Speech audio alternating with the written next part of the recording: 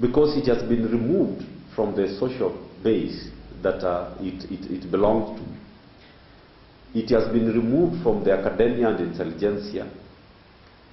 It has been detached from the social forces of workers and peasants.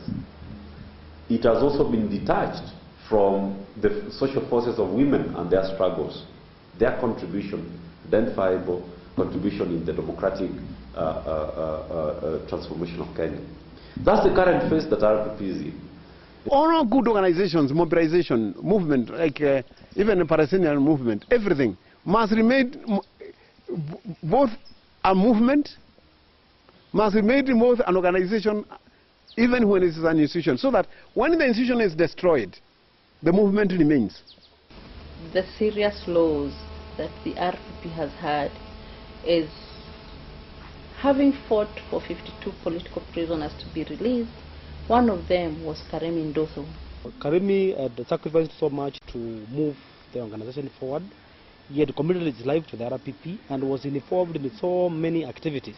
He came and became a very active member of the RPP, and in fact was elected as the Secretary General. He was more the mover of the organization because he had so much energy to really bring out the issues from a very historical and logical perspective and bring it to and connect it with the current affairs of the nation.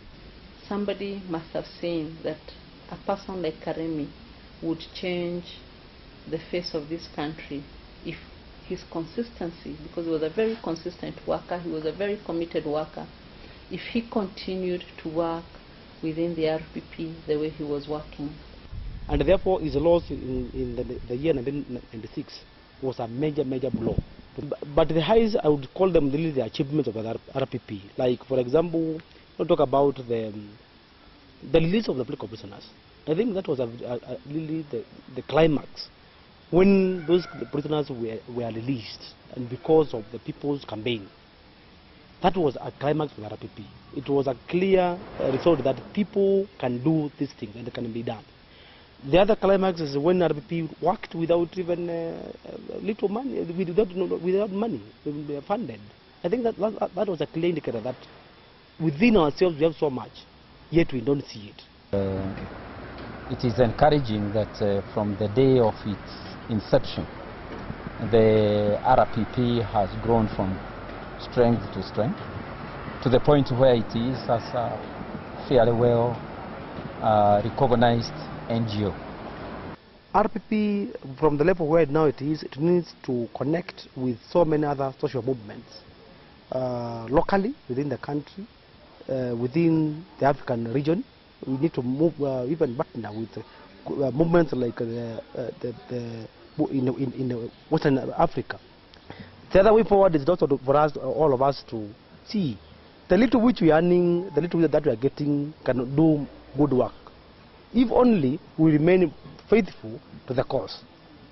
I can only hope that in reconstituting RPP, it should be used for a national cause, for a political cause, for a human rights cause. It should be a vehicle of fighting for people. RPP should now continue with this battle without calling, with the name being only a name. The name RPP should remain only a name. But the aim should be to dismantle the structures of dominance. That was the aim. So that they have no exclusion and inclusion. So that there is social and material equality in this country.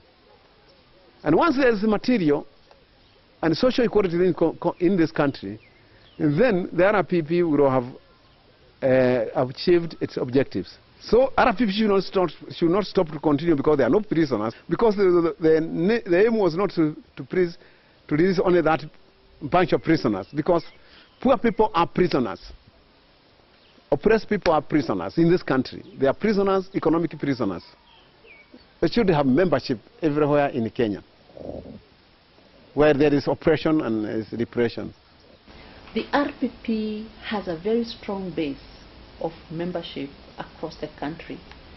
That strong base as something that we should use to educate Kenyans, to do better civic education, and to move this country from the level where it is to a country that actually respects human rights. They need to conform to the standards of an NGO, and they need to retain the spirit of being a social movement. My focus is that RPP should have a big program of defense of human rights defenders. Under it, many sub-programs or undertakings, including provision of human rights lawyers and legal representation, court and whatever bails that are required.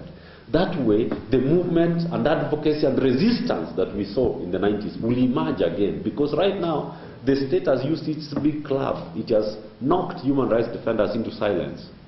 They don't want to come forward, because every time they come forward, unless they are arrested together with the key civil society leaders, they will rot in prisons. Nobody gets to know them.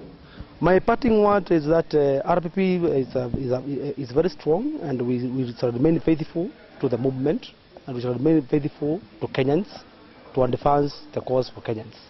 And I still believe that there is a lot of space which needs to be occupied by the people who work together, the people who share ideas together as partners in social change within Africa and Kenya at large.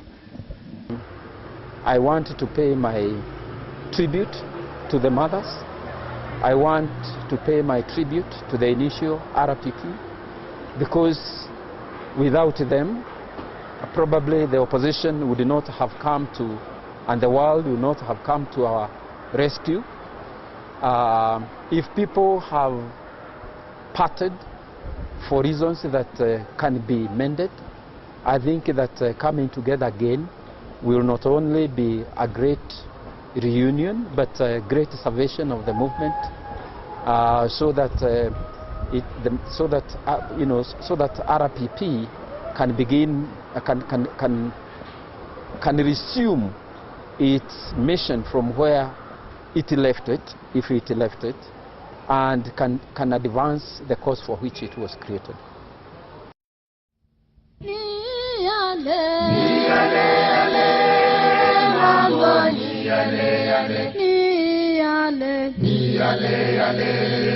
Mambo ya ukoloni, mambo ni yale yale, watu wetu wauawa kila mahali, na yote kwa makombo wanayotupiwa na wadhalimu wanyonyaji walimo nchini mwetu. Ngoma ile ile